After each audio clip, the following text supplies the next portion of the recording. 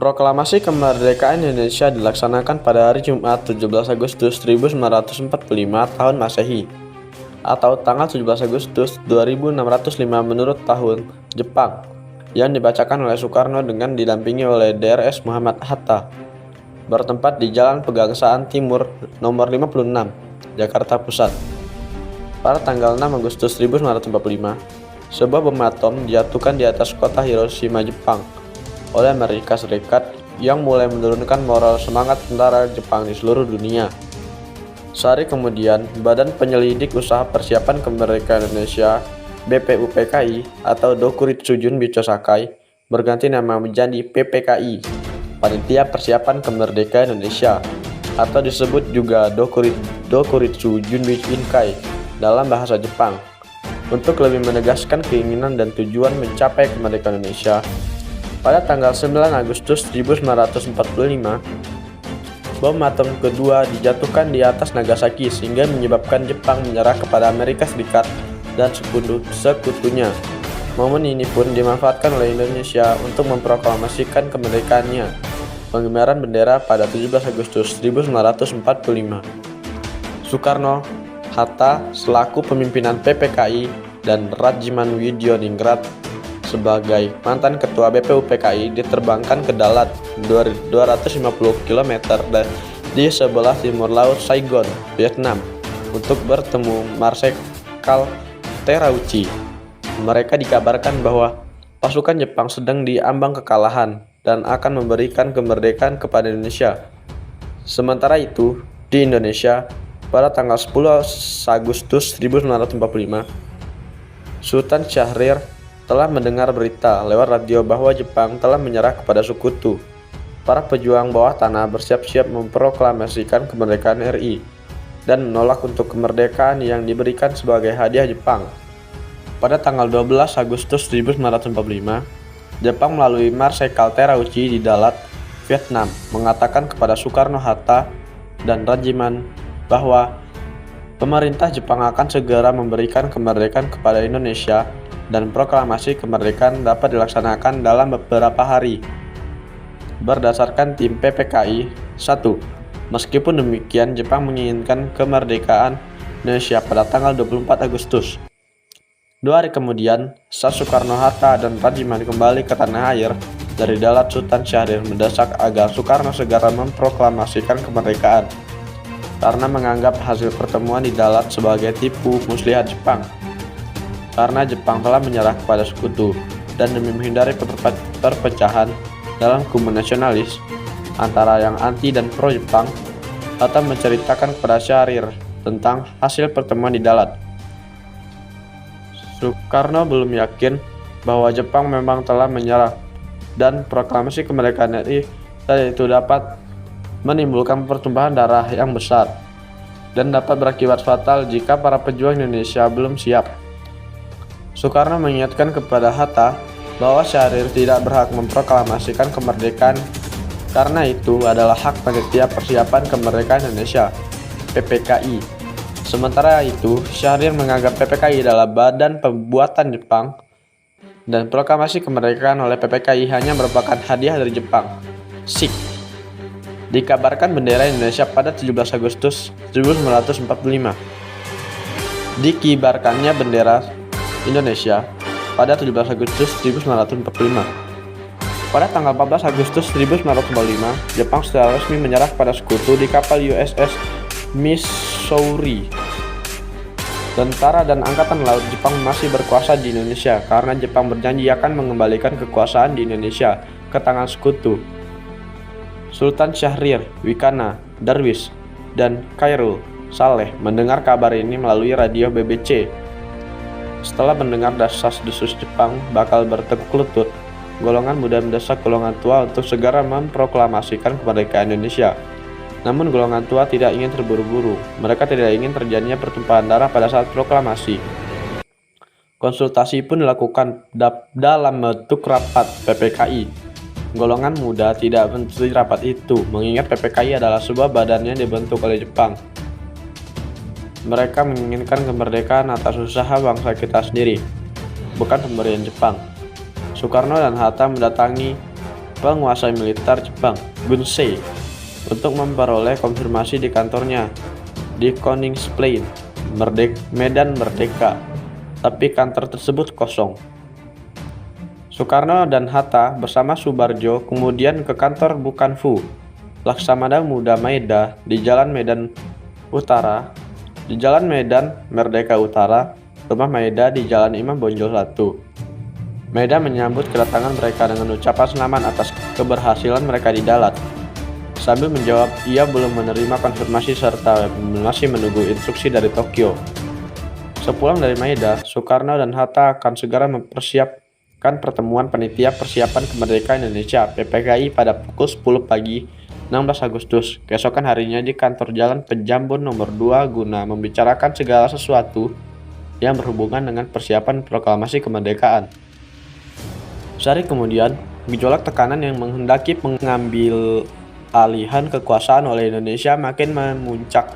Dilancarkan para pemuda dari beberapa golongan. Rapat PPKI pada 16 Agustus pukul 10 pagi tidak dilaksanakan karena Soekarno dan Hatta tidak muncul. Peserta BPUPKI dalam perjalanan sejarah menuju kemerdekaan Indonesia, Dr. Rajiman adalah satu-satunya orang yang terlibat secara aktif dalam kancah perjuangan berbangsa, dimulai dari munculnya Budi Utomo sampai pembentukan BPUPKI. Manuvernya di saat memimpin Budi Utomo yang mengusulkan pembentukan milisi rakyat di setiap daerah di Indonesia. Kesadaran memiliki tentara rakyat dijawab Belanda dengan kompensasi membentuk Volksraad, dan Dr. Rajiman masuk di dalamnya sebagai wakil dari Budi Utomo. Pada sidang BPUPKI pada 29 Mei 1945, ia mengajukan pertanyaan dasar negara Indonesia kelak merdeka. Pada sidang BPUPKI pada 29 Mei 1945, ia mengajukan pertanyaan, apa dasar negara Indonesia jika kelak merdeka? Pertanyaan ini dijawab oleh Bung Karno dengan Pancasila. Jawaban dan uraian Bung Karno tentang Pancasila sebagai dasar negara Indonesia ini kemudian ditulis oleh Rajiman selaku Ketua BPUPKI dalam sebuah pengantar penerbitan buku Pancasila yang pertama tahun 1948 di Desa Dirgo, Kecamatan Wirdo Daren, Kabupaten Ngawi. Terbongkarnya dokumen yang berada di Desa Dirgo, Kecamatan Widodaren, Kabupaten Ngawi ini menjadi teman baru dalam sejarah Indonesia yang memaparkan kembali fakta bahwa Soekarno adalah bapak bangsa pencetus Pancasila. Pada tanggal 9 Agustus 1945, ia membawa Bung Karno dan Hatta ke Saigon dan Dalat untuk menemui pimpinan tentara Jepang untuk Asia Timur Raya terkait dengan pengeboman Hiroshima dan Nagasaki yang menyebabkan Jepang berencana menyerah tanpa syarat kepada sekutu yang akan menciptakan kekosongan kekuasaan di Indonesia. Tidak tahu telah terjadi peristiwa Rengas Dengklok. Peristiwa Rengas Dengklok terjadi akibat adanya perbedaan antara golongan tua dan golongan muda dalam menyingkapi kekalahan Jepang dalam Perang Dunia Kedua. Pada dasarnya, perbedaan antara golongan tua dengan golongan muda menjelang proklamasi kemerdekaan Indonesia terkait waktu yang tepat untuk melaksanakan proklamasi.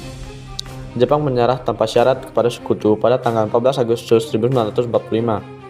Awalnya hal ini dirahasiakan dari Indonesia, tetapi gagal dilakukan. Adapun orang yang pertama kali mendengar atau mengetahui berita kekalahan Jepang dalam Perang Dunia Kedua ialah Sultan Syahrir. Tindakan pertama yang dilakukan para pemuda Indonesia adalah setelah mendengarkan berita kekalahan Jepang adalah menemui Bung Karno dan Bung Hatta untuk segera menyelenggarakan proklamasi kemerdekaan. Golongan pemuda ini dipimpin oleh Syairul Saleh menginginkan Soekarno Muhammad Hatta segera mengumumkan kemerdekaan Indonesia melalui proklamasinya. Pada 15 Agustus 1945, para golongan muda sepakat untuk mengamankan Soekarno ke Rengas Dengklok. Mereka menculik Soekarno dengan tujuan agar golongan muda dapat dituruti keinginan mereka oleh golongan tua. Namun sampai 16 Agustus 1945 itu tidak tercapai kesepakatan apapun. Di sore harinya, Ahmad Subarjo datang dan membujuk para golongan muda untuk melepaskan Soekarno.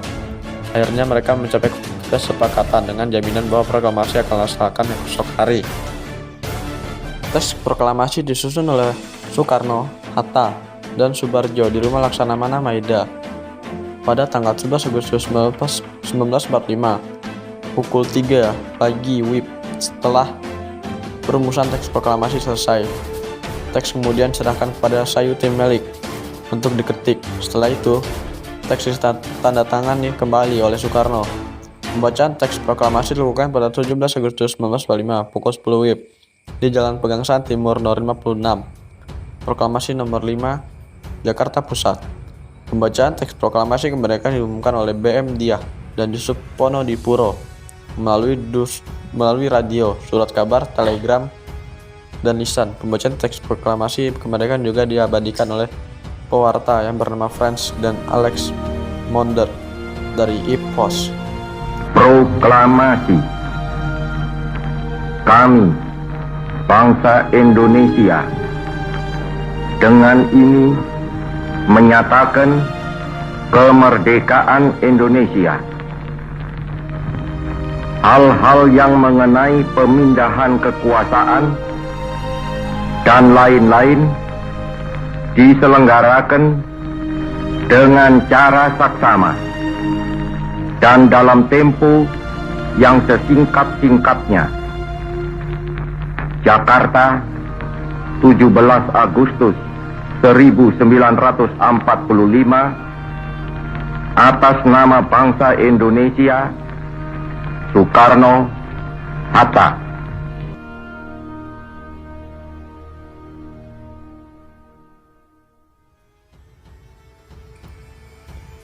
Proklamasi kemerdekaan Republik Indonesia pada 17 Agustus 1945 menyimpan banyak cerita.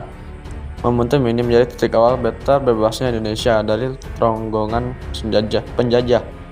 Pembacaan teks proklamasi menjadi ikrar kemerdekaan RI yang diikuti dengan pengibaran perdana bendera merah putih. 3 orang yang bertugas mengibarkan bendera saat itu adalah Latif Hedraningrat Suhud dan SK Trimurti. Istri Presiden Soekarno, Fatmawati, yang menjahit bendera merah putih yang dikibarkan pada proklamasi kemerdekaan 17 Agustus 1945. Bendera yang dijahit oleh Fatmawati inilah yang kemudian disebut bendera pusaka. Mengutip pemberitaan Kompas 16 Agustus 1975, bendera tersebut dijahit oleh Fatmawati pada bulan Oktober 1944, 2 minggu sebelum melahirkan putra sulungnya Guntur Soekarno Putro.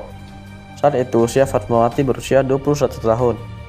Ia menjahit sendiri dengan tangan karena dokter melarangnya menggunakan mesin kaki. Fatmawati memperoleh kain bendera tersebut dari seorang perwira Jepang.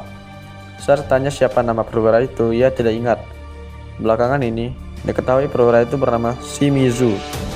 Perwira itu datang sendiri ke rumah Bung Karno di Jalan Pegangsaan Timur mengantarkan dua blok kain katun, masing-masing berwarna merah dan putih.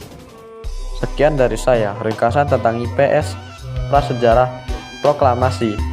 Selamat malam, terima kasih.